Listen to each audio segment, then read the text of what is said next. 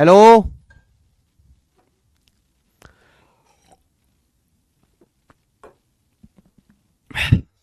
चलो फिर से बताते हैं। एक नाव को पॉइंट ए से बी तक डाउनस्ट्रीम जाने में और ए और बी के बीच मिड पॉइंट सी पर वापस आती है।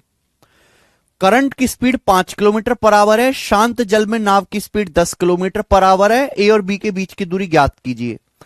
तो एक नाव ए से बी तक जाती है डाउनस्ट्रीम, फिर ए और बी का मिड पॉइंट है सी, फिर वापस आती है मिड पॉइंट तक। तो वापस कैसे आएगी? अपस्ट्रीम। अगर कोई नाव ए से बी तक डाउनस्ट्रीम जाएगी तो नाव लौटकर कैसे आएगी? नाव लौटकर अपस्ट्रीम आएगी बेटा, अपस्ट्रीम। ठीक है भाई, आपसे पूछा है ए बी के बीच की दूरी, और ए से बी तक जाने में, बी से सी तक आने में 20 घंटे लगा नाव को। तो मेरे प्यार भी टोटल टाइम आपको दिया है। तो अगर आप डाउनस्ट्रीम की स्पीड क्या आ जाएगी? X plus Y. नाव की शांत जल में चाल 10 है, करंट की स्पीड वाई है, तो डाउनस्ट्रीम की स्पीड क्या आ जाएगी? 10 5 15। अपस्ट्रीम की स्पीड क्या आ जाएगी? 5।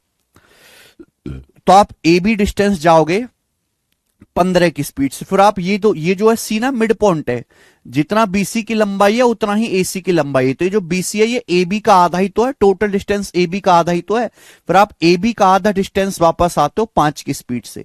जाने में आने में टोटल समय 20 घंटे लगा, ए बी का आधा डिस्टेंस वापस आते हो। मैंने एलसीएम लिया, कैलकुलेशन करी, ए बी का मान 120 आ गया।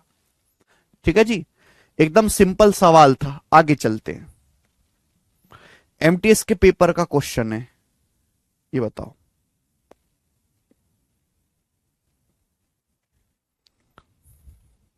सवाल नंबर है मेरे प्यारे भी 65। ये बताइए जल्दी से।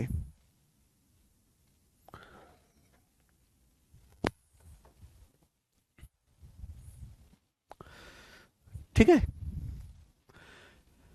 ना? अगर आपको याद हो मेरे प्यारे भाई, मैं आपको अगला टाइप समझा रहा हूं। इस टाइप के 3 सवाल हैं। अगला टाइप आएगा, इस टाइप के मेरे प्यारे भाई 3 क्वेश्चन हैं। और मैंने आपको कॉन्सेप्ट बताया था, अगर आपको याद हो तो। सबसे पहले कॉन्सेप्ट मैं एक बार फिर से लिख देता हूं कि भाई ये पॉइंट है ए, ये पॉइंट है बी, और इनके बीच की जो डिस्टेंस है वो डी किलोमीटर है। इनके बीच की जो डिस्टेंस है वो डी किलोमीटर है, डी। ए और बी के बीच की जो दूरी है मेरे दोस्तों डी है। ठीक है भाई, अगर कोई नाव ए से बी तक जाती है, ए से बी तक जाती है, अगर कोई नाव ए से बी तक जाती है डाउनस्ट्रीम एक्स प्लस वाई की स्पीड से, फिर नाव बी से ए तक वापस आती है अपस्ट्रीम। अगर नाव कोई डाउनस्ट्रीम जाएगी तो वापस कैसे आएगी? अपस्ट्रीम। अपस्ट्रीम वापस आती है एक्स माइनस वाई की स्पीड से। तो नाव को जाने और लौट के आने में टोटल टाइम कितना लगेगा? तो नाव को जाने और लौट के आने में जो टोटल टाइम लगेगा मेरे प्यारे भाई, वो टोटल टाइम टी बराबर होगा 2dx upon x square minus y square. ठीक है, ये मैंने आपको पहले ही प्रूफ करके लिखवा दिया। अपनी कॉपी टटोल के देखो, पीछे कॉपी खड़खड़ा के देखो, आपको कॉन्सेप्ट लिखा हुआ मिलेगा कि अगर कोई नाव ए से बी तक डी किलोमीटर की दूरी डाउनस्ट्रीम जाती है एक्स प्लस वाई की स्पीड से, फिर वापस आती है एक्स माइनस वाई की स्पीड से, तो नाव को लौट जाने और वापस लौट के ए तक आने में टोटल टाइम जो लगेगा, याद है किसी को? 2dx upon x square minus y square. याद है? इसी कॉन्सेप्ट पर मैं आपको 3 सवाल करवाऊंगा मेरे प्यारे भाई। इस कॉन्सेप्ट से करेंगे तो ही सवाल जल्दी होगा, वरना बहुत लेंदी होगा भाई। ध्यान से सुनिएगा सभी लोग, सवाल पढ़ते हैं। सबसे पहले ये सवाल कैट के एग्जाम में आया है, एमबीए के पेपर में, पढ़ो। एक आदमी मोटर बोट से ट्रेवल करता है डाउन ए रिवर डाउनस्ट्रीम अपने ऑफिस। बताओ, लग रहा है आदमी पाषाण काल में रह रहा है। ऑफिस नदी से जा रहा है ना? नदी से जा रहा, मोटर बोट से, फिर वापस आता है। तो बड़ा इंटरेस्टिंग काम है भैया। वो नदी से जाता है मोटर बोट से ऑफिस और फिर लौट के आता है with the speed of river unchanged. River की स्पीड को बदले बिना, रिवर की स्पीड को बदले बिना, if he doubles the speed of his motor boat, अगर वो अपनी मोटर बोट की स्पीड को डबल कर देता है, नदी की स्पीड बदले बिना, भाई नदी की स्पीड नहीं बदली, नदी जिस स्पीड से पहले बह रही थी आज भी उसी स्पीड से बह रही है। अगर वो अपनी मोटर बोट की स्पीड को डबल कर देता है then his travel time gets reduce by 75%, तो उसके यात्रा का समय 75% कम हो जाता है, उसके यात्रा का समय 75% कम हो जाता है। तो आपसे पूछा है मोटर बोट की ओरिजिनल स्पीड और रिवर की स्पीड का रेशियो क्या है, ये मेरे प्यारे भाई सवाल है। मोटर बोट की ओरिजिनल स्पीड यानी कि x और नदी की स्पीड यानी कि y, मोटर बोट की स्पीड और रिवर की स्पीड का रेशियो आपसे पूछा x से y। ध्यान से सुनिएगा मेरे प्यारे बच्चों, ध्यान से सभी लोग सवाल समझेंगे, प्यार से समझेंगे मेरे प्यारे भी। सपोज जैसे एक आदमी जो है नदी से ऑफिस जाता है बेटा ए से बी, तो एक आदमी मेरे दोस्तों नदी से ऑफिस जाता है ए से बी, फिर वापस आता है मेरे प्यारे भाई, ठीक है ना। तो डाउन स्ट्रीम जाता है वापस आता है डी किलोमीटर की दूरी। तो आप मुझे बताओ आदमी को ए से बी तक जाने में, आदमी को ए से बी तक जाने में फिर वापस आने में टोटल टाइम कितना लगेगा। मैंने मान लिया कि आदमी घर से ऑफिस जाता है डी किलोमीटर नदी से, ए से बी तक जाने में और आने में टाइम कितना लगेगा। तो टाइम लगेगा मेरे प्यारे बच्चों 2dx upon x square minus y square, ये आने जाने में टाइम लगेगा। क्लियर है? आप बोलोगे हां जी सर बिल्कुल सही। अब क्या किया मेरे दोस्तों, अब हमने रिवर की स्पीड तो नहीं बदली, रिवर की स्पीड y का y ही रहने दी, लेकिन मोटर बोट की स्पीड को डबल कर दिया। हमने मोटर बोट की स्पीड को x से डबल कर दिया 2x, मोटर बोट की स्पीड को हमने x से डबल कर दिया 2x, और अब जो टाइम लगता है वो पहले से 75% कम हो जाता है। तो आप मुझे बताओ अब नदी पार करने में टोटल टाइम कितना लगेगा। अब नदी पार करने में टोटल टाइम, अब नदी पार करके ऑफिस जाने में और वापस आने में, नदी पार करके ऑफिस जाने में वापस आने में अब टाइम कितना लगेगा। तो मैंने मोटर बोट की स्पीड को डबल कर दिया x से 2x, तो ये हो जाएगा बेटा 2d, x की जगह क्या रखना है आपको 2x रखना है, x की जगह क्या रखना है बस आपको 2x रखना है, अपॉन ब्रैकेट में 2x का होल स्क्वायर, 2x का whole square minus y square. तो अब आपको इतना टाइम लगेगा, लेकिन सवाल में बोला है कि अब जो टाइम लगता है वो यात्रा का, अब जो टाइम है वो 75% कम हो जाता है, 75% कम हो जाता है।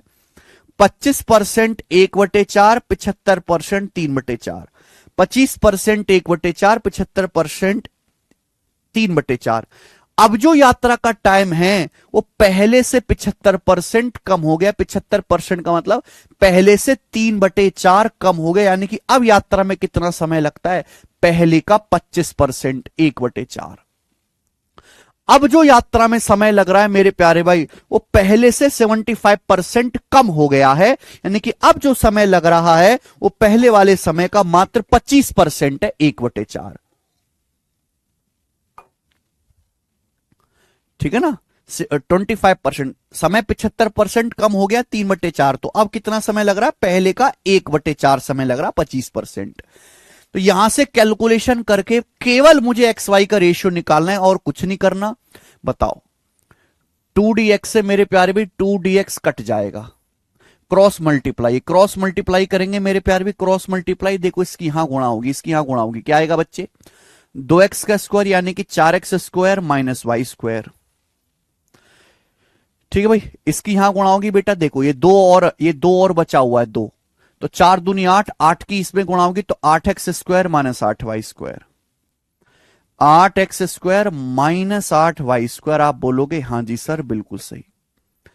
4x स्क्वायर जब उधर जाएगा तो 8x स्क्वायर में से 4x square घटेंगे, 4x square minus का 8y स्क्वायर जब इधर आएगा लेफ्ट में तो 8y स्क्वायर में से y स्क्वायर घटेंगे, 7y स्क्वायर। तो यहां से x स्क्वायर बटे वाई स्क्वायर बराबर आ जाएगा जी, 4 उधर जाएगा 7/4। दोनों तरफ से अंडर रूट लेंगे तो x से y का रेशियो आएगा 7 का अंडर रूट √7 और नीचे 4 का अंडर रूट 2, ये 2 आ जाएगा। यही आपसे पूछा था कि मोटर बोट के ओरिजिनल स्पीड और करंट की स्पीड का रेशियो क्या आएगा, √7:2। बी ऑप्शन आंसर आ गया, बी ऑप्शन ये आंसर है। तो it's a proper mathematical question जिसमें आपको स्टेप बाय स्टेप करना है, कॉन्सेप्ट आपको पता होना चाहिए तो ही जल्दी होगा। यह सवाल एमबीए के पेपर में आया था। जैसे ही सवाल एमबीए के पेपर में आया, 2 साल बाद एसएससी ने इंस्पायर होके 2019 के पेपर में ये कैट के एग्जाम में आया था। फिर 2 साल बाद 2021 में एसएससी ने इंस्पायर होके इससे सवाल बनाया भी सीजीएल 2021 के प्री में। बिल्कुल सेम क्वेश्चन है, बिल्कुल इसी तरीके से करना है। मुझे करके बताओ क्या आंसर है। सीजीएल 2021 प्री का सवाल बनाए। थैंक यू विकास गुज्जर जी। अक्षय कुमार कह रहे हैं सर एक्स की बहुत याद आती है, क्या करें? अक्षय कुमार,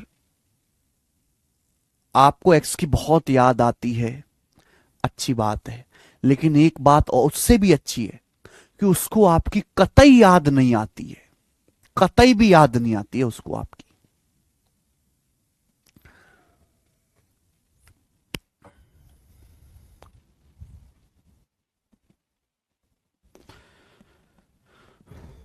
चलो,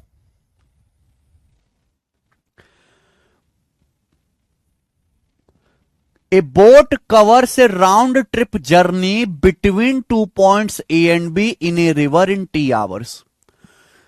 कोई नदी राउंड ट्रिप, कोई नाव किसी नदी में 2 बिंदुओं ए और बी के बीच राउंड ट्रिप यात्रा वाली दूरी को टी घंटे में तय करती है। राउंड ट्रिप क्या होता है? What is round trip? Round trip का मतलब होता है ए से बी तक जाना और राउंड मार के वापस आ जाना, जाना और आने से बोलते हैं राउंड ट्रिप जर्नी। तो कोई नाव एक नदी में ए से बी तक जाती है, फिर वापस आती है, राउंड ट्रिप टोटल कितना समय लेती है? टी घंटे। टी घंटे का समय लेती है कोई नाव। आगे क्या बोला है? आगे बोला if its speed in still water become 2 times. अगर नाव की स्टिल वाटर में स्पीड को दुगना कर दे। नाव की स्टिल वाटर में स्पीड क्या होती है? एक्स।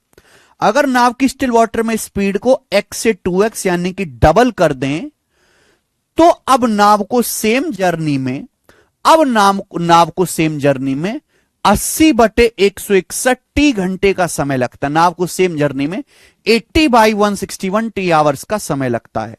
तो आपसे पूछा है स्टिल वाटर में स्पीड और रिवर की स्पीड, स्थिर जल में इसकी चाल का रिवर की चाल से क्या रेशियो है?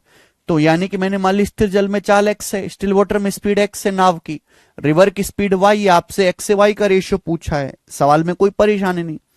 मान लिया a से b के बीच की जो दूरी है d किलोमीटर है, तो कोई नाव a से b तक जाती है, फिर वापस राउंड ट्रिप आती है, तो जाने और आने में टोटल टाइम कितना लगेगा? जाने आने में टोटल टाइम लगेगा 2dx upon x square minus y square.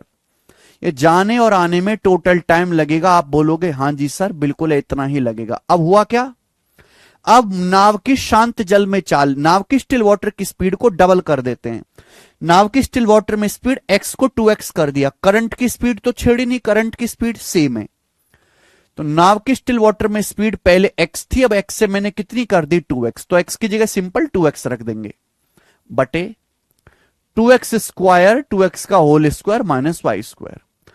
तो अब जो मेरे दोस्तों टाइम लगता है नाव को अब राउंड ट्रिप करने में इतना टाइम लगता है, और बोला अब जो टाइम लगता है वो 80/161 टी आवर लगता है। अब समय जो लगता है वो टी का 80/161 गुना है। ये टी की वैल्यू है, ये टी की वैल्यू है, टी की। तो अब जो टाइम लगता है मेरे दोस्तों वो टी का कितने गुना है? वो टी का 80/161 गुना है। दिस शुड बी इक्वली, बराबर होना चाहिए मेरे प्यारे भाई। भाई अब जो नाव को टाइम लगता है ए से बी की राउंड ट्रिप में, वो टी का कितने गुना है? टी की मल्टीप्लाई करनी है 80/161 में, टी का 80/161 टाइम्स है। तो दिस शुड बी इक्वल, ये बराबर होना चाहिए। केवल कैलकुलेशन मात्र करनी है और आपका आंसर आ जाएगा।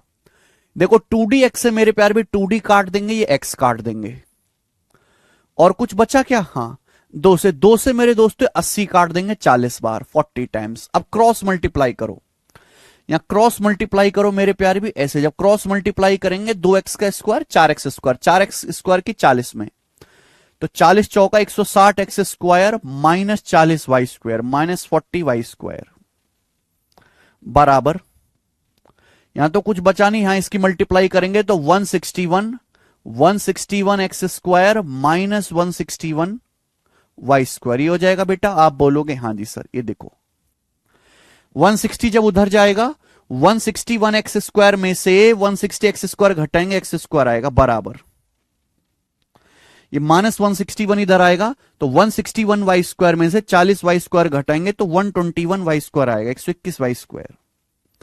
161 में से 40 घटाएंगे तो 121 वाई स्क्वायर, अंडर रूट लेंगे, ये x बराबर 121 का अंडर रूट 11 वाई, एक्स बराबर 11 वाई आएगा, तो x से y का रेशियो क्या आएगा, बटे y इधर आएगा, x बटे y आ गया जी 11 x बटे y, और 11 को क्या लिख सकते हैं 11 बटा 1, तो x से y का रेशियो ये ए ऑप्शन आ गया 11 रेशियो 1, ये करेक्ट है। बताओ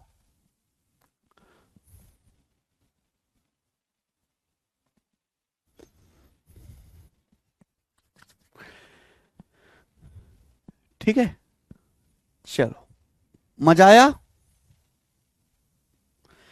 सीजल 2021 के प्री का सवाल है, बहुत अच्छा शानदार क्वेश्चन है, इस सवाल को ऑस्कर भी मिला है भाई। नेक्स्ट आगे चलते हैं भाई। 1 साल बाद इंस्पायर होके ये क्वेश्चन बैंकिंग के पेपर में आया है,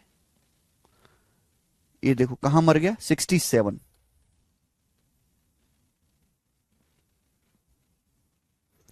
ये बताओ। फिर इसके 1 साल बाद एक क्वेश्चन बैंकिंग के पेपर में आया, बनाइए जल्दी से। आईबीपीएस पीओ 2022,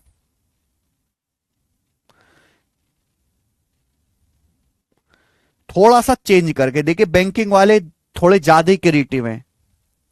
नहीं 1:11 नहीं आएगा, 11:1 आएगा। समझने के लिए दिमाग चाहिए बेटा, हर कोई बच्चे नहीं समझ पाएगा इस सवाल को, ठीक है। हम सवाल नंबर 67 कर रहे हैं, खत्म आ रहे हैं चैप्टर की तरफ, खत्म करने पर आगे, है ना। कोई बालक बस इतना समझने में कंफर्टेबल है, उनको बस इतनी बात समझ में आती है, इतनी कि धारा की दिशा में डाउनस्ट्रीम की स्पीड 48 है, और जो अपस्ट्रीम की स्पीड 32 है। बताओ शांत जल में नाव की चाल क्या, बस इतना ही समझने में कंफर्टेबल है। मैंने देखा बड़ा खुश रहते हैं ऐसे सवाल करवाते रहो उनको। 99% यूट्यूब पे केवल ऐसा पढ़ाते हैं टीचर, 99% कि डाउनस्ट्रीम की स्पीड 48 है, अपस्ट्रीम की स्पीड 32 है, शांत जल में नाव की चाल, पूरा बच्चा खुश। सब सपने बो रहा है कि मेरी नौकरी लग गई, मेरी नौकरी, जय सर जय सर जय सर कर रहा है वो, है ये लगाएंगे नौकरी। अरे घोंचुओ, माना कि ये सवाल आते हैं पेपर में, लेकिन इसको, इस कचरा को करने से थोड़ा नौकरी लग जाएगी। आपको अपने आप को इस लेवल तक, यहां तक पहुंचाना पड़ेगा, यहां तक। लेकिन यहां तक आते आते 90% बच्चा दम तोड़ देता है, सांस नहीं बचती, उसकी आत्मा कांप जाती है, वो चिल्लाने लगता है, फटफटाने लगता है। समझ नहीं आया, रिपीट करिए, कैसे होगा, कब हो गया। बुद्धि चाहिए भाई, को कचरा लोगों का काम थोड़ना है सवाल करना है, बुद्धि चाहिए। चलो ये वाला बताओ जरा, 67 नंबर।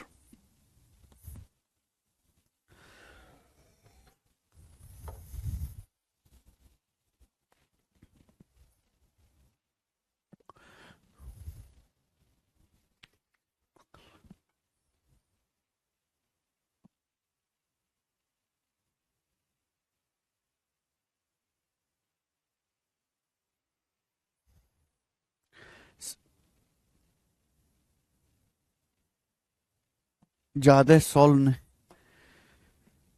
एक्स से वाई का रेशियो तो पूछा, एक्स से वाई का रेशियो 11:1 आएगा जी। बताओ ध्यान से सुनेगा। एक आदमी ए से बी तक जाता है और फिर वापस आता है 4.5 घंटे में, ठीक है। एक आदमी ए से बी तक जाता है, वापस आता है 4.5 घंटे में, okay. A block of wood when allowed to go with the stream from A to B take 6 hours. एक लकड़ी का कुंदा जब ए से बी तक धारा के साथ जाता है तो 6 घंटे लगते हैं।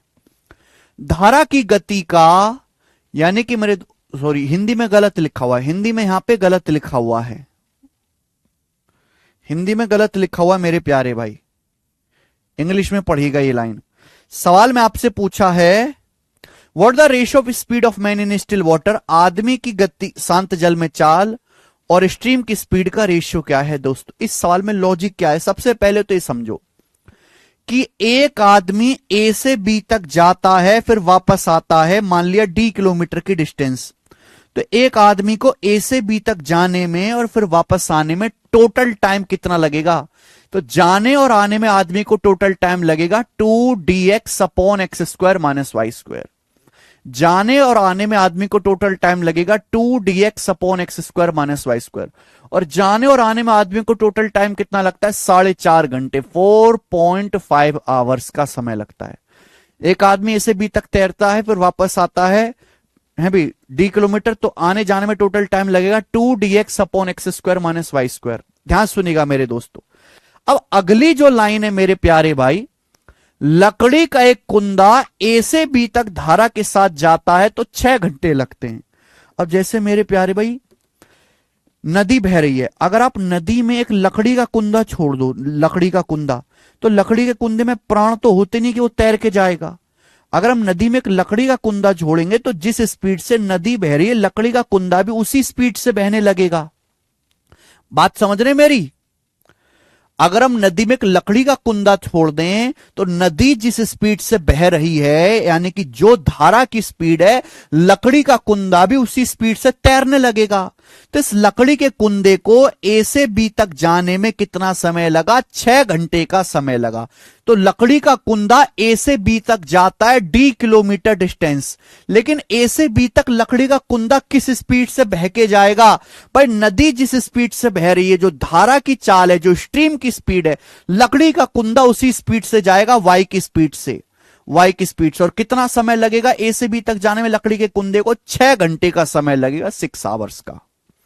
ये बराबर होना चाहिए भाई। मैंने मान लिया कि ए से बी तक की जो डिस्टेंस है डी है, अगर मैं लकड़ी का कुंदा छोड़ूंगा ए से तो धारा के साथ साथ बहने लगेगा, तो ए से बी तक जाने में कितना समय लगेगा भाई, जो धारा की स्पीड है उसी स्पीड से लकड़ी का तैर के जाएगा। अब हम नदी में कोई मुर्दा छोड़ दें तो जिस स्पीड से नदी बहती है मुर्दा भी साथ साथ उसी स्पीड से बहता है, तो डी दूरी तय करेगा लकड़ी का टुकड़ा ए से बी करंट की स्पीड से। लेकिन आपसे पूछा एक्स से वाई का रेशियो, रेशियो कैसे आएगा, एक्स से वाई का रेशियो कैसे आएगा मेरे प्यारे भाई, जब डी कटेगा। डी कैसे कटेगा, जब इन दोनों को डिवाइड करोगे। अगर आप इन दोनों को डिवाइड कर देते हो, डिवाइड, तो देखो होगा क्या, डी से आपका डी कट जाएगा, ये वाई ऊपर पहुंच जाएगा, जो वाई यहां है ये ऊपर पहुंच जाएगा मेरे दोस्तों, ऊपर हो जाएगा 2xy upon x square minus y square, 2xy upon x square minus y square बराबर, राइट साइड में क्या आएगा बेटा, 4.5/6। किससे जा रहा है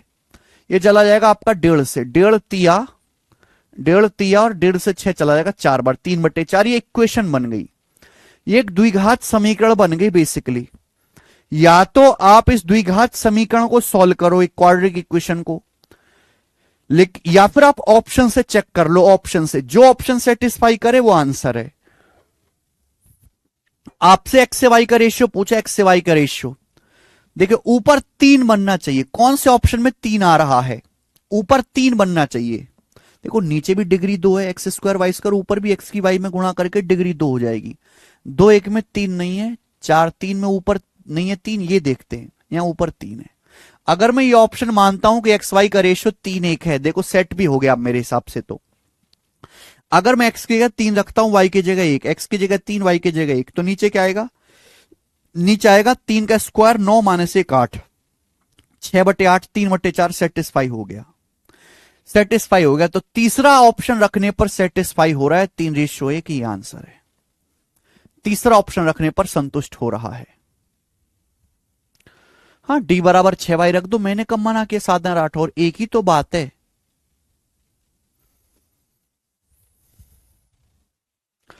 तो देखो ये बैंकिंग का क्वेश्चन है, उसी कंसेप्ट को एक लेवल आगे बढ़ा के पूछा है। आगे चलेंगे भाई मेरे, आगे नेक्स्ट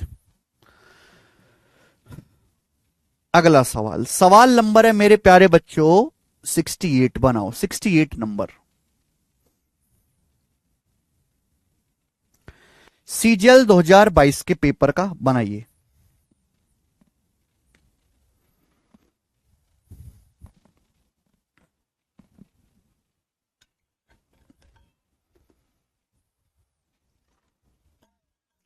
एक्स के ऊपर 3 बनना चाहिए बेटा, 3। मैंने देख लिया कि भाई ऐसा ऑप्शन होगा जो यहां ऊपर 3 लाए। ऊपर 3 तभी आएगा जब या एक्स या वाई में 3 आता हो। एक्स वाई में 3 यहां आ रहा है ऊपर 3, इसलिए मैंने ये चेक किया। जल्दी आगे। अब यहां से सारे मिसलेनियस क्वेश्चन है। 4 सवाल मैंने डाले हैं बेटा। अब यहां से ये चारों मिसलेनियस क्वेश्चन है, ये किसी टाइप को फॉलो नहीं करते। सवाल नंबर 68 बनाओ। A swimmer swims from a point P against the current for 6 minutes and then swims back along the current for next 6 minutes and reaches at point Q. If the distance between P and Q is 120 meter, then the speed of current in kilometre per our. बहुत बढ़िया सवाल, शानदार, अच्छा सवाल है। Language भी अच्छी है मेरे प्यार, भी बताइएगा। देखिए ये पॉइंट पी है, ये मेरे दोस्तों यहां से पॉइंट पी है, ध्यान से सुनिएगा। तो एक तैराक पॉइंट पी से धारा के विपरीत दिशा में तैरता है 6 मिनट तक। तो ये पॉइंट पी है मेरे प्यारे भाई, पॉइंट पी। तो एक स्विमर है जो पॉइंट पी से अगेंस्ट द करंट तैरता है 6 मिनट तक, 6 मिनट तक। तो मेरे प्यारे भाई ये पॉइंट पी है। पॉइंट पी से एक तैराक तैरता है अगेंस्ट द करंट यानी कि अपस्ट्रीम, x माइनस वाई की स्पीड से। कितने मिनट तक? 6 मिनट तक। कितने मिनट तक तैरता है बेटा? 6 मिनट तक तैरता है, 6 मिनट तक। क्लियर है? 6 मिनट तक तैरता है। एंड देन स्विम्स बैक, फिर वापस मुड़ के, फिर मेरे दोस्तों वापस मुड़ता है और अगले 6 मिनट मेरे प्यारे भाई अलोंग द करंट तैरता है पॉइंट क्यू तक। एक बात बताओ, 6 मिनट वो तैरा है अगेंस्ट द करंट यानी कि अपस्ट्रीम। अब ये वापस 6 मिनट तैरता है with the current, along the current यानी कि डाउनस्ट्रीम। तो जाहिर सी बात है भाई, डाउनस्ट्रीम में स्पीड ज्यादा होती है, डाउनस्ट्रीम में स्पीड ज्यादा होती है तो ज्यादा डिस्टेंस तैर लेगा। अब ये मुड़ता है मेरे प्यार भी, यहां से मुड़ा और मुड़ने के बाद ये दोस्तों डाउनस्ट्रीम तैरा, डाउनस्ट्रीम। तो डाउनस्ट्रीम तैर के यहां आ जाएगा पॉइंट क्यू तक। आप कहोगे सर ये ज्यादा क्यों तैर लिया? क्योंकि डाउनस्ट्रीम की स्पीड ज्यादा होती है मेरे प्यारे भाई, एक्स प्लस वाई। अपस्ट्रीम में स्पीड कम होती है, तो कम स्पीड है तो कम दूरी तैर पाएगा। डाउनस्ट्रीम में स्पीड ज्यादा है तो इसलिए ज्यादा दूरी तैर पाएगा, इसलिए आगे तक वापस आएगा बेटा। क्योंकि दोनों 6-6 मिनट तैरा है, 6 मिनट तैरा है दोनों केसेस में। 6 मिनट अपस्ट्रीम तैर के गया, फिर वापस 6 मिनट डाउनस्ट्रीम तैर के आया। बोला पी और क्यू के बीच की डिस्टेंस 120 मीटर है। ये जो पॉइंट पी और क्यू है, जो पॉइंट पी और क्यू है, इनके जो बीच की डिस्टेंस है, पी और क्यू के बीच की डिस्टेंस वो 120 मीटर। 120 मीटर को किलोमीटर में लिखो है भाई, 120 मीटर को किलोमीटर में लिखो तो 1000 से भाग देंगे 0.12 किलोमीटर।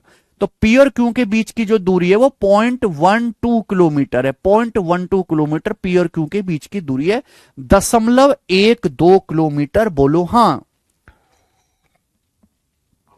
आपसे पूछिए धारा की चाल यानी करंट की चाल क्या है। सवाल में आपसे पूछे धारा की चाल यानी कि करंट की स्पीड क्या है, आपसे वाई का मान पूछा है, बताओ। 6 मिनट बेटे, जो 6 मिनट है, 6 मिनट का क्या मतलब होता है? 6 मिनट का क्या मतलब है? 6 मिनट को आवर में लिखेंगे, 6 मिनट को आवर में तो 10 से भाग देना पड़ेगा, 1/10 आवर, 1/10 आवर।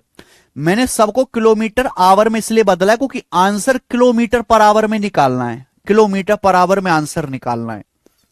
ठीक है भाई, कैसे करेंगे? सवाल बस देखने में भयानक है, वैसे बहुत इजी है भाई। ये डाउनस्ट्रीम में चलेगी दूरी, आप डाउनस्ट्रीम तैरे हो, आप यहां से यहां तक डाउनस्ट्रीम तैरे हो एक्स प्लस वाई की स्पीड से 10 मिनट तक, सॉरी 6 मिनट तक। ठीक है भाई, देखो डाउनस्ट्रीम में तैरेगी दूरी और अपस्ट्रीम में तैरेगी दूरी का डिफरेंस ही 120 मीटर है। बस लॉजिक खत्म, लॉजिक खत्म। आप डाउनस्ट्रीम तैरते हो एक्स प्लस वाई की स्पीड से कितने? 6 मिनट तक। 6 मिनट का मतलब 1/10 आवर। आप ये अपस्ट्रीम तैरे हो मेरे दोस्तों, अपस्ट्रीम एक्स माइनस वाई की स्पीड से, x माइनस वाई की स्पीड से 6 मिनट तक। 6 मिनट का मतलब 1/10 आवर, 1/10 आवर। और आपको ये समझना चाहिए मेरे दोस्तों कि डाउनस्ट्रीम में आपने इतनी दूरी तय करी है, अपस्ट्रीम में आपने ये दूरी तय करी यहां से यहां तक कि डाउनस्ट्रीम में ये, इन दोनों का डिफरेंस ही 120 मीटर या 0.12 किलोमीटर के बराबर है। इन दोनों का डिफरेंस ही 120 मीटर या फिर 0.12 किलोमीटर के बराबर। 120 मीटर को किलोमीटर में लिखा 0.12। यहां से 1/10 कॉमन आ जाएगा बेटा, 1/10 कॉमन आ जाएगा। अब x प्लस वाई में से x माइनस वाई घटाएंगे, x प्लस वाई में से x माइनस वाई घटाएंगे, 2y आएगा, 2y। अगर हम x प्लस वाई में से x माइनस वाई घटाएंगे, x से x कट जाएगा, माइनस माइनस प्लस 2y बराबर 0.12। ठीक है, 2 से 10 मेरे दोस्तों 5 बार चलाएगा तो y का मान क्या आएगा, 12 पंजे 60, 12 पंजे 60 यानी कि 0.60। तो 0.60 धारा की चाल आ गई, ये आंसर है डी ऑप्शन 0.6। तगड़ा सवाल है भाई ये।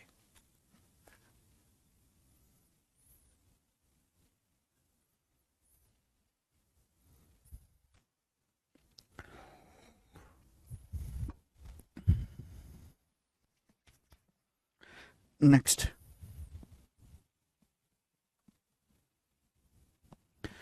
सर ये बहुत अच्छा सवाल लगा सौरभ रजक जी बहुत बढ़िया। सी जल का ये पहले भी आया बेटे, कई बार आ चुका है इस सवाल, ये वाला क्वेश्चन।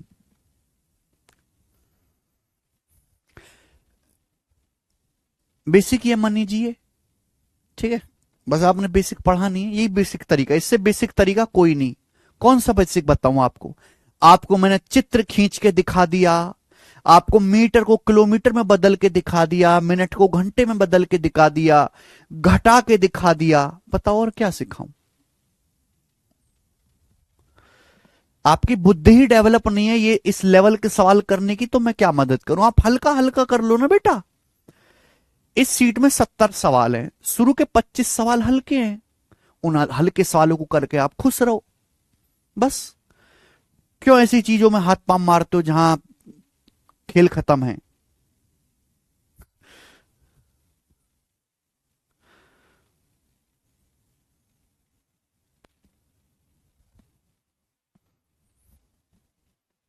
नेक्स्ट, आगे मेरे प्यारे भाई,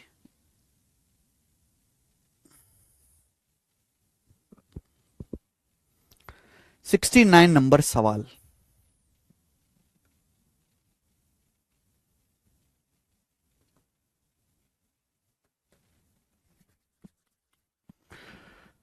सिक्सटी 69 नंबर सवाल आपके सामने है। सवाल ये बहुत प्यारा है बेटा, ये बहुत प्यारा क्वेश्चन है। ये सवाल एसबीआई पीओ 2016 के पेपर का है।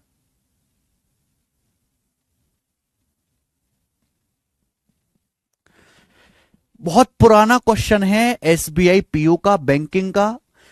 ये जो सवाल आपके सामने बैंक एसबीआई का मिनिमम लेवल, न्यूनतम लेवल का सवाल है, न्यूनतम लेवल का। ठीक है भाई,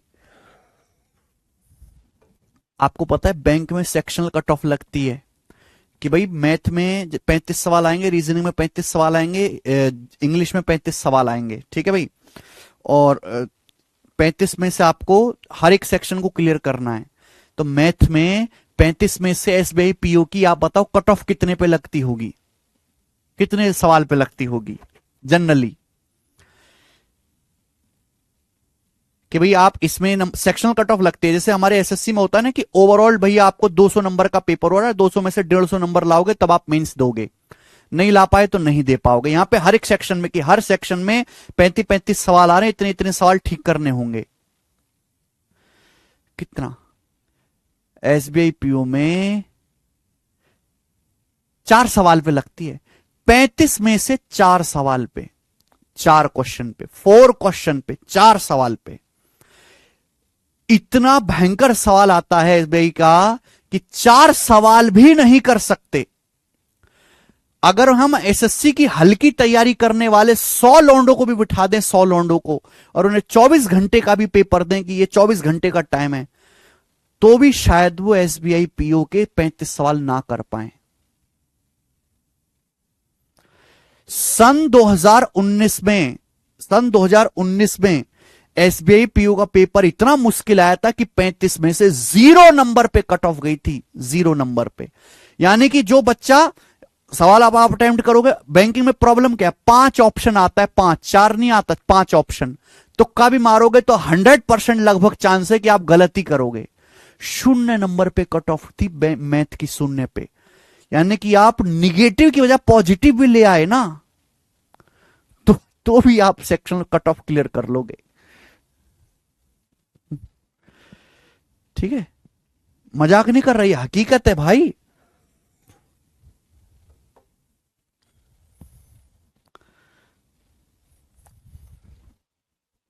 तो ये एसबीआई पीओ का इजीएस्ट सवाल है। अब आप कहोगे सर आप हमें क्यों करवा रहे हो इसको?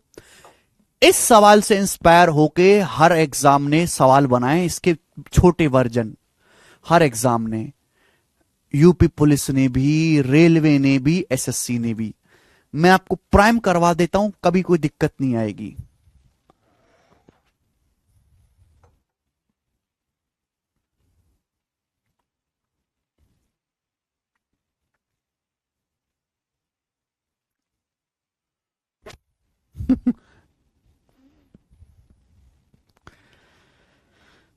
चलो बनाओ जल्दी से।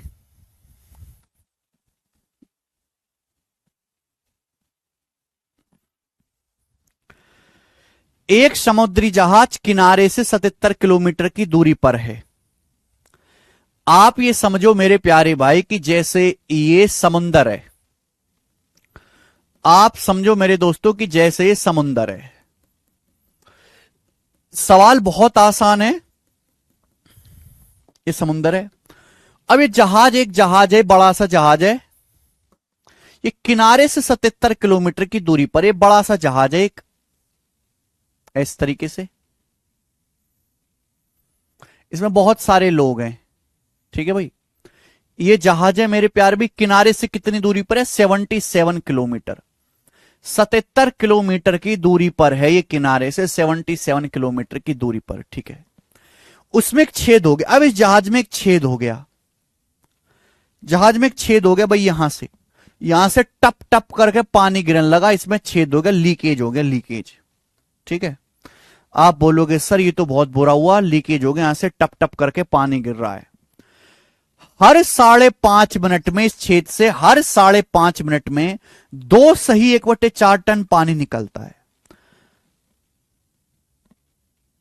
हिंदी में पढ़ते हैं बेटा, सॉरी इंग्लिश में पढ़ते हैं, हिंदी में तो थोड़ा अजीब सा लिखा हुआ है। इस छेद में हर 5.5 मिनट में मेरे प्यारे भाई 2 सही 1/4 टन पानी भर जाता है। हर 5.5 मिनट में 2 सही 1/4 टन पानी जो है इस लीक से जहाज में चढ़ जाता है। एन आउटलेट टैंक, एक आउटलेट टैंक भी है जो 12 टन वाटर हर घंटे बाहर फेंक के मारता है। हर घंटे 12 टन पानी जो है वो बाहर फेंकता है। तो सवाल में आपसे पूछा है, क्या पूछा है सवाल में, बताओ किस स्पीड से इस जहाज को चलना चाहिए, find at what speed it should move, इसे किस स्पीड से चलना चाहिए कि जब ये डूबने वाला है, जब ये डूबना शुरू करता है तो रेस्क्यू जहाज चलता है 6 किलोमीटर पर आवर की स्पीड से इसके पैसेंजर को बचाने के लिए। अगर जहाज को 69 टन पानी काफी है डुबाने के लिए, 69 टन पानी जो है जहाज को पूरा डुबा देगा मेरे दोस्त, ध्यान से सुनेगा भाई। ये जहाज है, इस जहाज में लीक हो गया, जैसे यहां से लीक हुआ, जैसे यहां से लीक हुआ मेरे दोस्त, इसमें पानी भरना शुरू हो जाएगा, इसमें पानी भरना शुरू हो जाएगा, पैसेंजर डरना शुरू हो जाएंगे। अब 69 टन पानी काफी है, जैसे ही 69 टन पानी इसमें मेरे दोस्तों चढ़ गया, ये जहाज पूरा का पूरा डूब जाएगा। अब बोला इस जहाज को कितनी स्पीड से किनारे की तरफ चलना चाहिए। एक रेस्क्यू जहाज मेरे दोस्तों बचाने के लिए आता है, रेस्क्यू जहाज आता है बचाने के लिए मेरे दोस्तों, रेस्क्यू जहाज कितने, 6 किलोमीटर पर आवर की स्पीड से। भाई इसके पैसेंजर को बचाने के लिए रेस्क्यू जहाज आ रहा है इधर से 6 किलोमीटर पर आवर की स्पीड से। तो इस जहाज को कितनी स्पीड से मेरे दोस्तों चलना चाहिए, मान लिया एस की स्पीड से चलना चाहिए। कि पैसेंजर को बचाया जा सके। अब ध्यान से सुनिएगा, इसमें जो पानी भर रहा है हर 5.5 मिनट में 2 सही 1/4 टन पानी भरता है। 2 सही 1/4 टन का मतलब 4 दूनी 8, एक 9/4, 9/4 टन पानी भरता है हर 5.5 मिनट में। 5.5 का मतलब 11/2, हर 11/2 मिनट में मेरे दोस्तों पानी भरता है। हर 11/2 मिनट में 9/4 टन पानी भरता है। हर 11/2 मिनट में पानी भरता है 9/4 टन। तो 1 मिनट में कितना पानी भरेगा? 1 मिनट में कितना पानी भरता है? 1 मिनट में कितने टन पानी भरता है? डिवाइड कर दो। 1 मिनट में इतने टन पानी भर रहा है 1 मिनट में। अगर 5.5 मिनट में 2 सही 1/4 टन पानी भर रहा है, 9/4 टन पानी 5.5 11/2 मिनट में भरा, तो 1 मिनट में कितना पानी भरा है, कितने टन? डिवाइड कर दो। 60 मिनट में कितना पानी भरा? 60 मिनट में, 60 मिनट का मतलब होता है 1 घंटा, मैंने 60 से गुणा कर दी। 60 मिनट में इतने टन पानी भरा, 60 मिनट में इतना टन पानी भर जाएगा। जब आप देखोगे तो मेरे प्यारे भाई देखो, ये 4 की 11 में गुणा होगी, 2 की 9 में गुणा होगी, तो ये आएगा 18/22, 18/44, यानी कि 9/22। ठीक है भाई, तो 540/22 हो जाएगा। ठीक है भैया, तो ये आएगा 270/11। 270/11 टन पानी भर जाता है हर घंटे, हर घंटे। जहाज में हर 1 घंटे में 270/11 टन पानी भर रहा है। बात समझ में आई? हर घंटे। अरे कचरा, थोड़ी बुद्धि लगा ले, बुद्धि मरे मत हैं। 2 सही 1/4 टन पानी हर 5.5 मिनट में भर जाता है। तो 1 मिनट में कितना पानी भरेगा? डिवाइड कर दो। 60 मिनट में कितना पानी भरेगा? 60 से मल्टीप्लाई कर दो। 60 मिनट ही 1 घंटा होता है। कैलकुलेशन करी तो हर घंटे 270/11 टन पानी भर जाता है इस जहाज में, हर घंटे। लेकिन जहाज में हमने पाइप भी लगा रखा है, एक आउटलेट पाइप भी लगा रखा है, जो हर घंटे 12 टन पानी बाहर फेंक देता है, बाहर पंप कर देता है। तो जहाज में 1 घंटे में इतने टन पानी भरेगा। लेकिन जहाज में पाइप भी लगा हुआ है, आउटलेट पाइप, जो 12 टन पानी बाहर फेंक देगा। तो 1 घंटे में कितना पानी चढ़ पाएगा जहाज में? घटा दीजिए। जब मैं इसको घटाऊंगा तो कितना आएगा? नीचे तो 11 आएगा मेरे प्यारे भाई, ऊपर कितना आएगा? ऊपर आएगा 11 गुणा 12, 132। 270 में से 132 घटाएंगे 138। 138/11 टन पर आवर, इस स्पीड से जहाज में पानी बढ़ेगा। भाई 270/11 टन जहाज में पानी चढ़ता है, 12 टन पानी जो हम आउटलेट पाइप बाहर फेंक देता है। तो 1 घंटे में कितना पानी जहाज में चढ़ जाएगा, चढ़ पाएगा? घटा दीजिए। 1 घंटे में कितना पानी जहाज में चढ़ेगा मेरे दोस्तों? घटा दीजिए। जब माइनस किया तो 1 घंटे में जहाज में 138/11 टन पानी चढ़ पाएगा। ये बात सही बनती है? सही बनती है। अब आप मुझे बताओ, 69 टन पानी काफी है जहाज को डुबोने के लिए। जैसे ही जहाज में 69 टन पानी चढ़ा, जहाज डूब जाएगा। अगर 1 घंटे में जहाज में 138/11 टन पानी आता है 1 घंटे में, तो 69 टन पानी जहाज में कितने घंटे में आएगा? जल्दी से जवाब दो। अगर 1 घंटे में जहाज में 138/11 टन पानी चढ़ रहा है, तो 69 टन पानी कितने घंटे में चढ़ेगा? डिवाइड कर देंगे। 69 को 138/11 से डिवाइड कर देंगे। 69 से 138 2 बार चल जाएगा, ऊपर 11 जाएगा, 11/2 घंटे, यानी कि 11/2 घंटे के अंदर इस जहाज में 69 टन पानी चढ़ जाएगा और यह जहाज पूरी तरीके से डूब जाएगा, पैसेंजर की मौत हो जाएगी। तो अगर मुझे पैसेंजर को बचाना है, अगर मुझे पैसेंजर को बचाना है इस जहाज के, तो रेस्क्यू जहाज को और इनको दोनों को 11/2 घंटे में, 11/2 घंटे में मिलना पड़ेगा। 11/2 आवर में इनको मिलना पड़ेगा। तो दोनों को 11/2 घंटे में मिलना पड़ेगा, जिसके पैसेंजर को उतार के इसमें भर लिया जाए। ठीक है, तो प्यारे बच्चे, डिस्टेंस बराबर 70, दोनों के बीच की डिस्टेंस 77 किलोमीटर है। डिस्टेंस बराबर क्या होता है? दोनों चलने एक दूसरे की ओर। डिस्टेंस बराबर रिलेटिव स्पीड। रिलेटिव स्पीड क्या होती है? s + 6। Relative speed S1 plus S2 opposite direction है, इनटू टाइम। दोनों जहाज एक दूसरे की ओर आ रहे हैं मेरे प्यारे भाई। ये जहाज 11/2 घंटे में पूरा डूब जाएगा, ये वाला जहाज। तो 11/2 घंटे में दोनों को मिलना पड़ेगा। तो 11/2 घंटे में दोनों को मिलना पड़ेगा, तो मल्टीप्लाई बाई 11/2। आप बोलोगे हाँ जी सर। 11 से 77 7 बार कट जाएगा, 7 दूनी 14, 14 में से 6 घटाएंगे 8, तो एस की वैल्यू 8 आ गई और 8 इसका आंसर है, B option 8 kilometre per hour 8।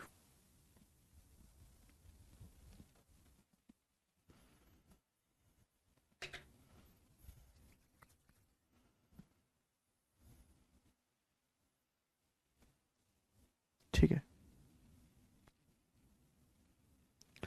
चलो खत्म। अब आपके साथ सामने लास्ट टाइप है, एक मैं करवाऊंगा एक आप करिएगा, एक मैं कराऊंगा और एक आप करिएगा मेरे दोस्तों, ठीक है ना। चले ध्यान से सुनेगा, ये कॉन्सेप्ट आप और भी कई जगह लगा सकते हो, शायद ये मैंने आपको पहले भी बताया है शायद।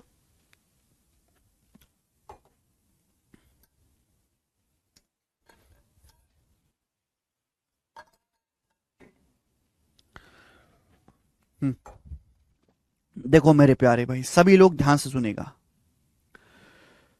अगर डिस्टेंस सेम है, अगर डिस्टेंस सेम है, डिस्टेंस सेम है, तो स्पीड और टाइम का रेशियो एक दूसरे का उल्टा होता है। अगर डिस्टेंस सेम है तो स्पीड और टाइम का रेशियो एक दूसरे का उल्टा होता है, उल्टा, रिवर्स। अगर डिस्टेंस सेम है मेरे प्यारे भाई, तो स्पीड और टाइम एक दूसरे के इनवर्सली प्रोपोर्शनल होते हैं, व्युत्क्रमानुपाती होते हैं। स्पीड टाइम का रेशियो एक दूसरे का उल्टा होता है। ये कॉन्सेप्ट हर कोई जानता है, लेकिन यह बात समझनी पड़ेगी कि अगर स्पीड अर्थमेटिक प्रोग्रेशन में है, सवाल सुनिएगा, अगर स्पीड अर्थमेटिक प्रोग्रेशन में है, समांतर श्रेणी में है, समांतर श्रेणी में, तो टाइम तो रिवर्स होगा मेरे दोस्तों। अगर स्पीड अर्थमेटिक प्रोग्रेशन में, समांतर श्रेणी में, तो टाइम तो उल्टा होगा मेरे प्यारे भी, टाइम उल्टा होगा, रिवर्स। अब अर्थमेटिक प्रोग्रेशन का उल्टा हम क्या कहते हैं बताओ। जैसे आपके सामने मैंने सीरीज लिखी 3 5, ये 3 7 11 15, ये मैंने आपके सामने सीरीज लिखी। ये क्या, एक समांतर श्रेणी है। अर्थमेटिक प्रोग्रेशन एक ऐसी सीरीज जिनमें दो टर्म का डिफरेंस सेम रहे, 4 4 4 4 का डिफरेंस। अब इसका उल्टा कर दूं, हार्मोनिक प्रोग्रेशन आएगा भाई, 3 का उल्टा 1/3, 7 का उल्टा 1/7, 11 का उल्टा 1/11, तो हम इसको बोलते हैं हार्मोनिक प्रोग्रेशन। 1/3, 1/7, 1/11, 1/15। देखो ये समांतर श्रेणी है, 4 4 का डिफरेंस है। उसका उल्टा करेंगे तो हम इसको क्या बोलते हैं, एचपी, हार्मोनिक प्रोग्रेशन बोलते हैं। तो आपको समझना चाहिए कि अगर डिस्टेंस सेम है तो स्पीड टाइम उल्टे होते एक दूसरे का। अगर स्पीड अर्थमेटिक प्रोग्रेशन में है, अगर स्पीड समांतर श्रेणी में है मेरे प्यारे भाई, तो अर्थमेटिक प्रोग्रेशन का उल्टा टाइम किस में हो जाएगा, ऑटोमेटिकली हार्मोनिक प्रोग्रेशन में, समांतर श्रेणी में हो जाएगा टाइम, समांतर श्रेणी में मेरे दोस्त, सॉरी हार्मोनिक प्रोग्रेशन में हो जाएगा। अगर स्पीड अर्थमेटिक प्रोग्रेशन समांतर श्रेणी में है तो टाइम उल्टा हार्मोनिक प्रोग्रेशन में हो जाएगा, हरात्मक श्रेणी में, हरात्मक श्रेणी में हो जाएगा। ठीक है मेरे भाई, एक कॉन्सेप्ट है। अगर स्पीड अर्थमेटिक प्रोग्रेशन में मेरे प्यारे बच्चों, तो टाइम आपका हार्मोनिक प्रोग्रेशन में हो जाएगा। जैसे मैं आपसे सवाल कहता हूं, सवाल,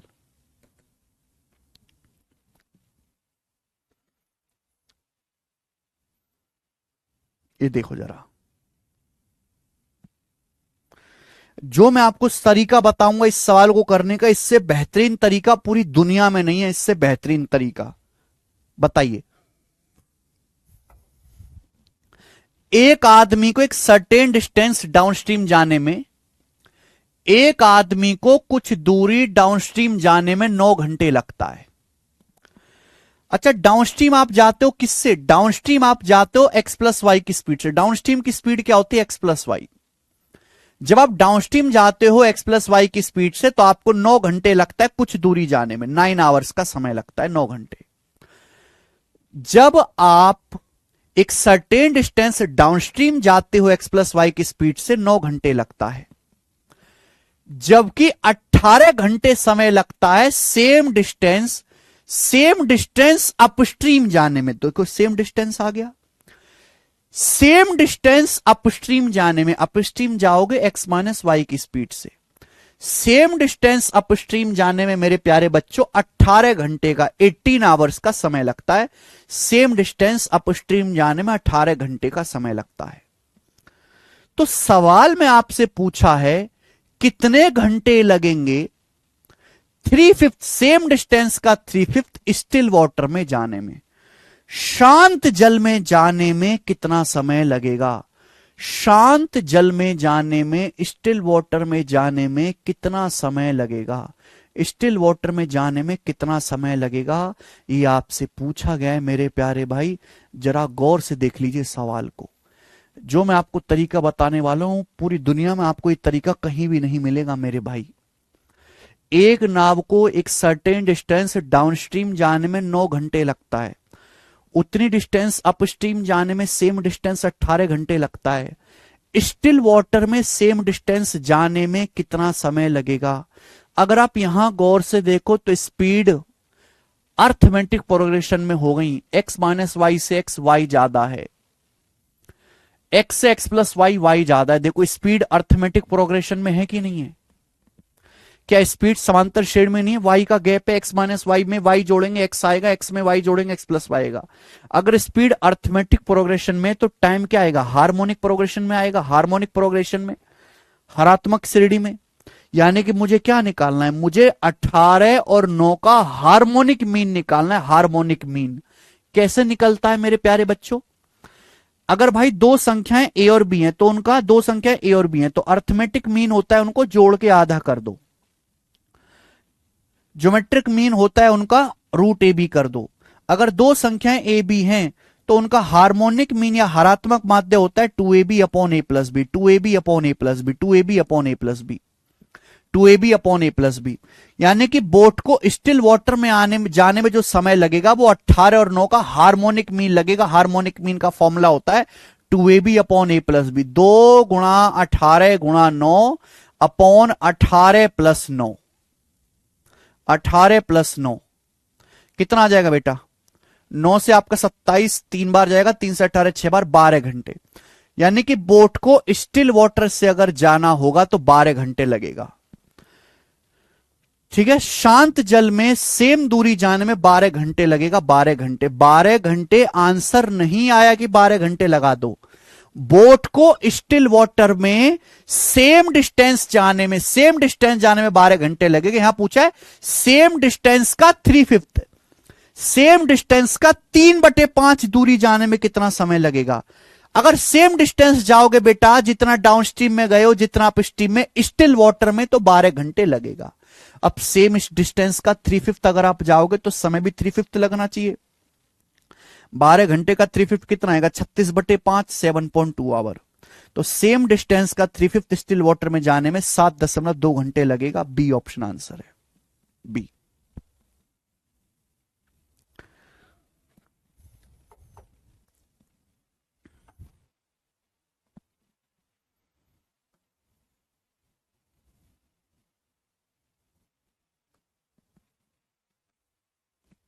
क्या प्यारा सवाल है।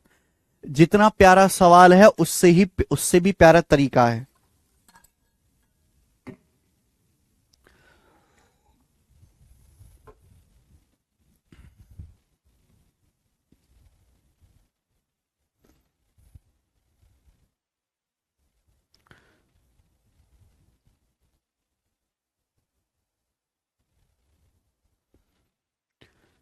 गजब का सवाल है भाई मेरे।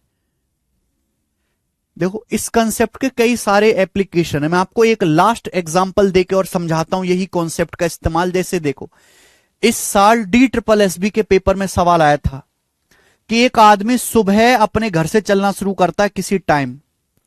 एक आदमी सुबह सुबह मेरे प्यारे भाई घर से चलना शुरू करता है किसी टाइम, घर से सुबह सुबह।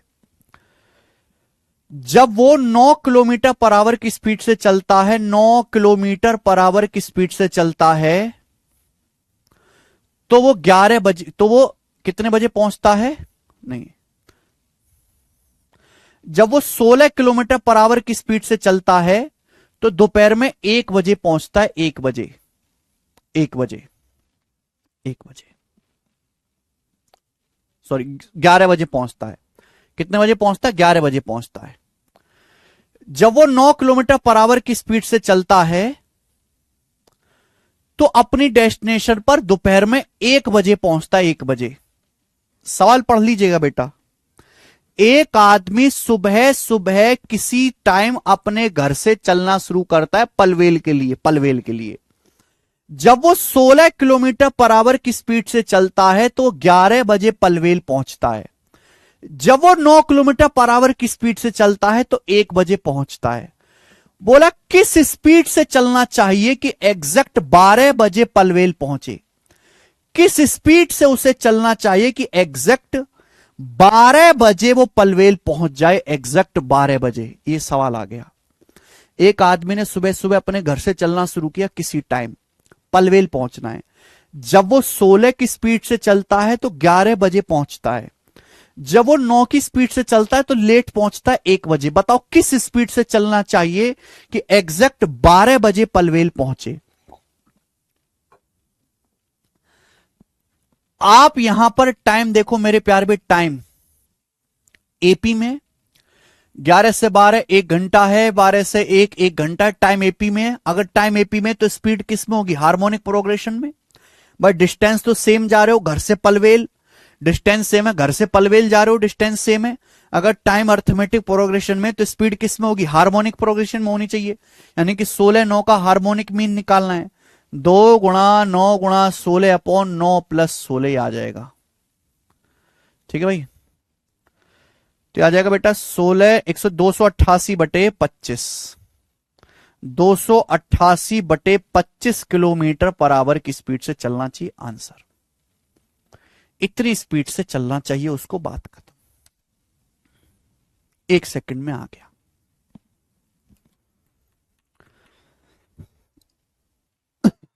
ओके,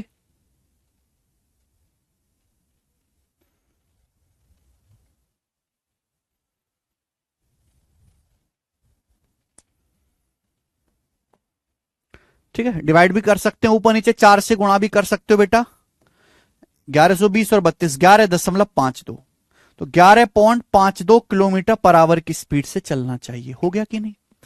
तो इससे जल्दी इस सवाल को नहीं कर सकते। मैंने आपको एक दूसरा एग्जाम्पल भी लेके बता दिया। ठीक है, इसी के साथ ही आपका बोट एंड स्ट्रीम खत्म होता है। बोट एंड स्ट्रीम चैप्टर खत्म। एक ही शीट थी मेरे प्यारे भाई, एक ही शीट थी, ये आपका चैप्टर समाप्त हो गया। अब मैं आपको अगला कॉन्सेप्ट समझाता हूं मेरे दोस्तों, ट्रेन यानी कि रेलगाड़ी। अब हम यार से मेरे प्यारे भी अगला सीखेंगे ट्रेन यानी कि रेलगाड़ी वाले सवाल की। रेलगाड़ी दूसरी रेलगाड़ी को पार करती है, प्लेटफॉर्म को पार करती है, आदमी को पार करती है, ब्रिज को पार करती है। ठीक है ना, रेलगाड़ी। रेलगाड़ी की भी एक शीट होगी, छोटी सी शीट होगी 30-40 सवाल की रेलगाड़ी की। एक ही शीट में होगी 30-40 क्वेश्चन की, और उसमें रेलगाड़ी के सारे सवाल हो जाएंगे। ठीक है बेटा, तो ये बहुत ज्यादा बड़ा नहीं है, छोटा सा ये 2-3 क्लास लूंगा मैं बस, और आपका ट्रेन खत्म हो जाएगा। तो आज की क्लास में आपको ट्रेन के मैं सारे कॉन्सेप्ट बता देता हूं, लेकिन कॉन्सेप्ट पढ़ लेते हैं आज की क्लास में। ठीक है भाई, बोट एंड स्ट्रीम चैप्टर खत्म हो गया, ट्रेन्स। चलिए कॉन्सेप्ट पढ़ लेते हैं। देखो,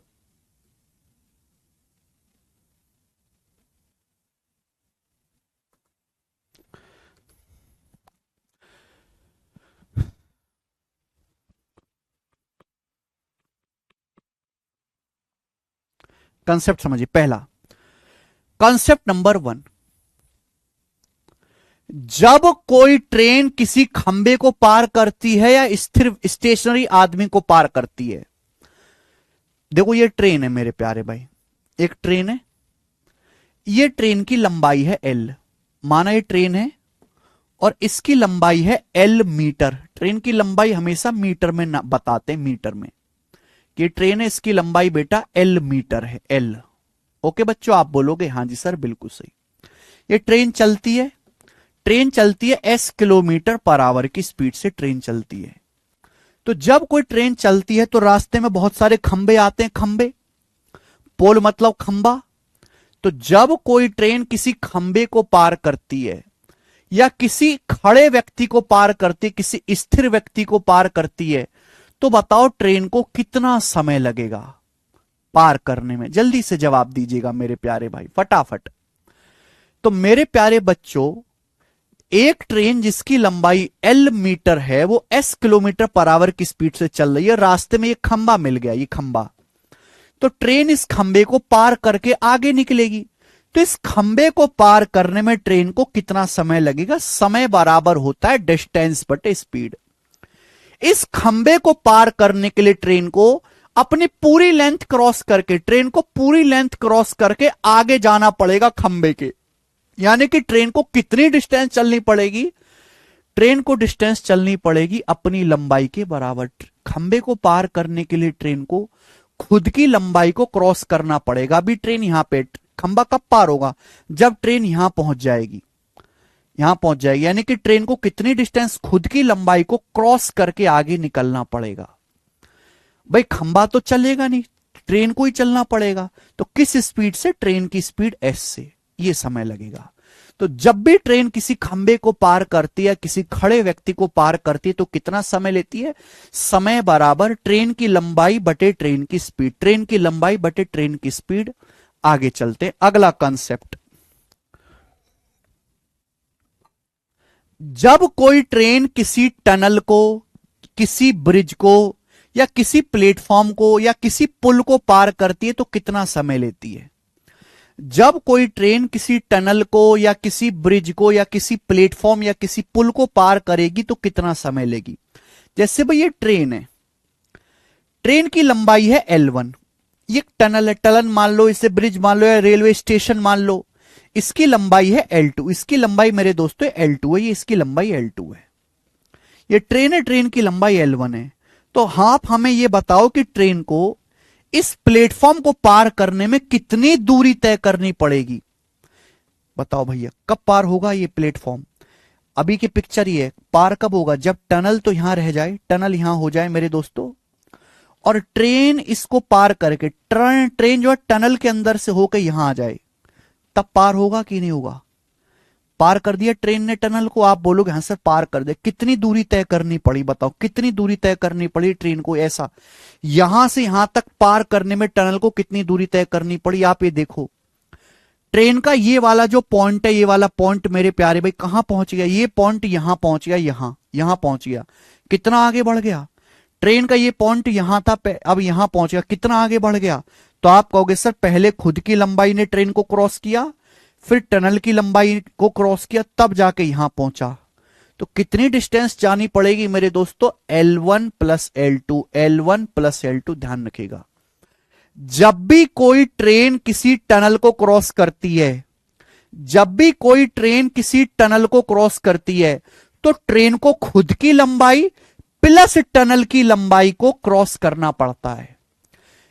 जब भी कोई ट्रेन किसी टनल को या किसी ब्रिज को या किसी प्लेटफॉर्म को पार करेगा तो ट्रेन को खुद की लेंथ प्लस टनल की लेंथ क्रॉस करनी पड़ेगी। खुद की लंबाई L1 प्लस टनल की लंबाई L2 क्रॉस करना पड़ेगा। तो डिस्टेंस बराबर आएगा बेटा L1 plus L2, L1 plus L2। अब टनल तो चलेगी नहीं, टनल तो जहां बना दी वहां बना दी, चलेगी तो ट्रेन पार करेगी, ट्रेन पार करेगी S की स्पीड से, तो बटे S। क्लियर है? ये कॉन्सेप्ट ध्यान रखिएगा। तो जब भी कोई ट्रेन किसी टनल को पार करती है तो कितनी डिस्टेंस जाएगी? ट्रेन की लंबाई प्लस टनल की लंबाई, L1 प्लस L2 बटे ट्रेन की स्पीड S। ठीक है? कोई दिक्कत? आप बोलोगे नहीं सर कोई भी दिक्कत नहीं है, कॉन्सेप्ट समझ में आ गया। आगे चलते हैं नेक्स्ट कॉन्सेप्ट।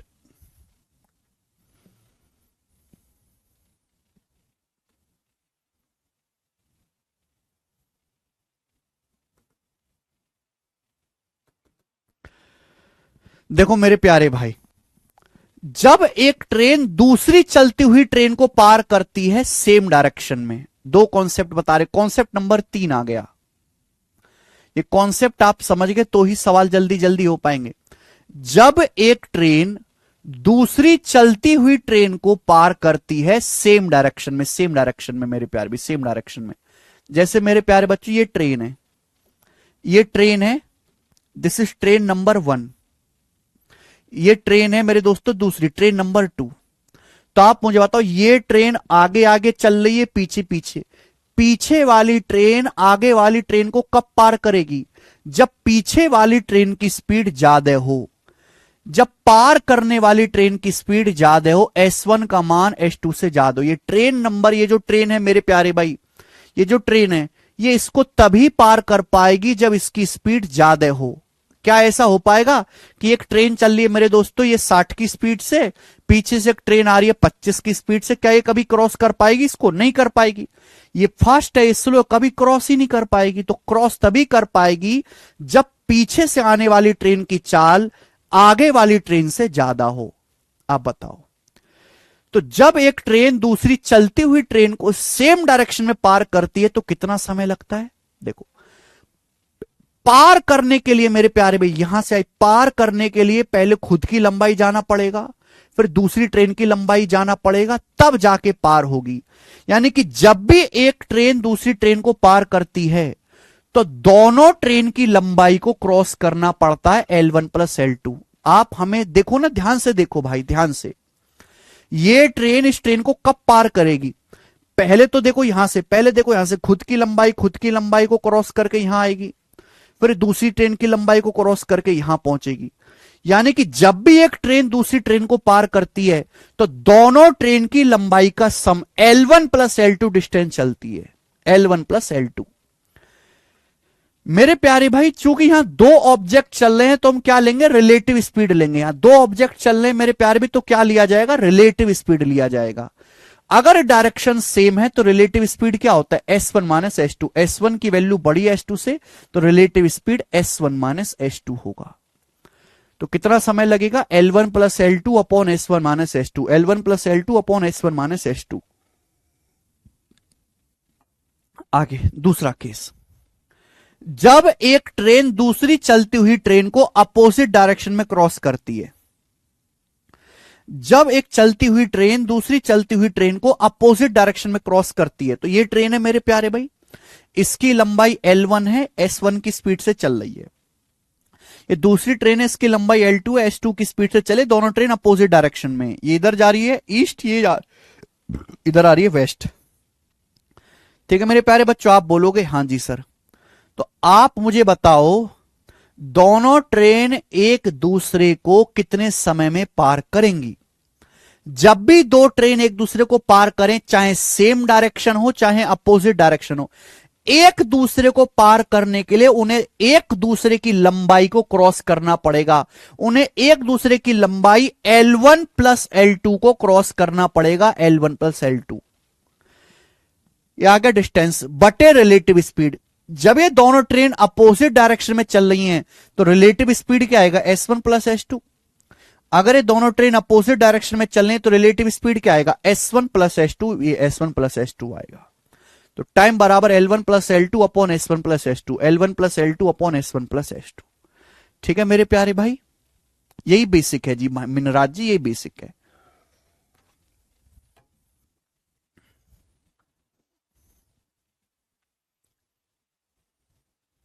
रिलेटिव स्पीड आपको आना चाहिए। मैंने आपको पहले पढ़ा दिया है कि सेम डायरेक्शन में relative speed S1 minus S2 होता है, अपोजिट डायरेक्शन में relative speed S1 plus S2 होता है। कहां डाउट है? जब दो ट्रेन एक दूसरे को अपोजिट डायरेक्शन में पार करेंगी तो कितनी डिस्टेंस क्रॉस करनी पड़ेगी? दोनों की लंबाइयों का सम। भाई ये अभी ये बेटा, ये अभी की पिक्चर है, ये अभी की पिक्चर है। बताओ दोनों ट्रेन कब पार कर जाएंगी एक दूसरे को? दोनों ट्रेन एक दूसरे को कब पार कर जाएंगी? जब ये ट्रेन इधर आ जाए, ये ट्रेन उधर आ जाए, यानी कि ये पार कर गया, ये पार कर गया मेरे दोस्तों। ये L1 वाली ट्रेन यहां आ गई, L2 वाली ट्रेन यहां आ गई, हो गया पार, ये हो गया पार। कितनी डिस्टेंस चलनी पड़ी मेरे प्यारे भाई? कितनी डिस्टेंस चलनी पड़ी? पहले L1 को खुद ये क्रॉस करना पड़ा, फिर ये क्रॉस करना पड़ा। L1 प्लस L2 डिस्टेंस चलनी पड़ी, L1 प्लस L2। आगे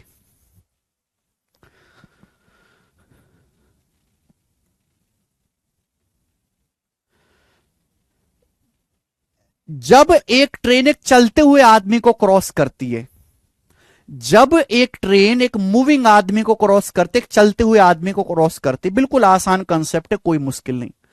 जब एक ट्रेन किसी चलते हुए आदमी को क्रॉस करती है, तो देखो ये ट्रेन है, इसकी लंबाई L1 है, ट्रेन की स्पीड S1 है, ये आदमी है, ये आदमी खड़ा नहीं है, आदमी चल रहा है। तो यहां पे दो केस बनेंगे, सेम डायरेक्शन और दूसरा केस बनेगा अपोजिट डायरेक्शन। कोई फर्क नहीं है मेरे प्यारे भाई, बस सेम डायरेक्शन में relative speed S1 minus S2 लेनी है, अपोजिट डायरेक्शन में relative speed S1 plus S2 लेनी है, बात खत्म, कोई दिक्कत ही नहीं। जब भी कोई ट्रेन किसी आदमी को क्रॉस करेगी तो कितनी लंबाई चलनी पड़ेगी, ट्रेन को खुद की लंबाई के बराबर। जैसे भाई ये ट्रेन इस आदमी को कब क्रॉस कर जाएगी, जब ये ट्रेन ऐसे आदमी के आगे आ जाएगी, आदमी के आगे क्रॉस कर जाएगी कि नहीं। तो जब भी ट्रेन किसी आदमी को क्रॉस करेगी तो ट्रेन को कितनी डिस्टेंस चलनी पड़ेगी, ट्रेन को खुद की लंबाई के बराबर डिस्टेंस चलनी पड़ेगी, खुद की लंबाई के बराबर। अगर आदमी ट्रेन की सेम डायरेक्शन में जा रहा है, सेम डायरेक्शन में अगर आदमी ट्रेन की सेम डायरेक्शन में जा रहा है तो रिलेटिव स्पीड आएगा S1 माइनस S2। आदमी ट्रेन को तभी पार कर पाए, ट्रेन जो है आदमी को तभी पार कर पाएगी जब ट्रेन की स्पीड ज्यादा हो आदमी की स्पीड से। ट्रेन की स्पीड ज्यादा होगी आदमी की स्पीड से, तभी ट्रेन आदमी को पार कर पाएगी। तो relative speed S1 minus S2। अगर आदमी ट्रेन के अपोजिट डायरेक्शन में चल रहा है, ट्रेन इस डायरेक्शन में चल रही है, आदमी इस डायरेक्शन में अपोजिट डायरेक्शन में चल रहा है, तो भैया रिलेटिव स्पीड क्या रखोगे आप, S1 प्लस S2। मैंने पहले बोला था कि जब दो ऑब्जेक्ट चलते हैं दो, तो रिलेटिव स्पीड का कॉन्सेप्ट लगता है, रिलेटिव स्पीड का। तो टाइम बराबर L upon S1 plus S2, ये आ गया। ठीक है मेरे प्यारे बच्चों, आप बोलोगे हाँ जी सर बिल्कुल सही।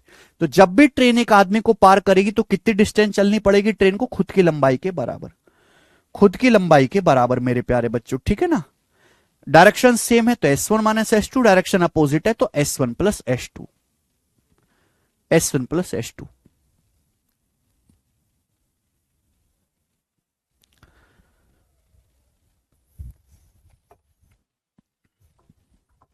नेक्स्ट और लास्ट कॉन्सेप्ट, नेक्स्ट और ट्रेन का लास्ट कॉन्सेप्ट, इसके अलावा कोई कॉन्सेप्ट होता ही नहीं है, बताओ।